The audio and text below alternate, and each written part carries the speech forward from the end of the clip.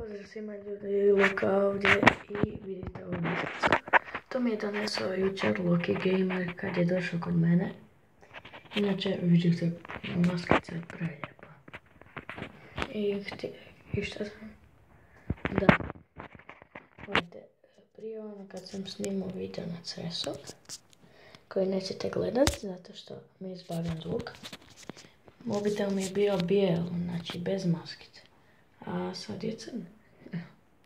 Siv, tako nešto. Da. I htio sam vam još reći, obavezno se pretplatite na Lokijev kanal. Stvarno ima dobrih videa.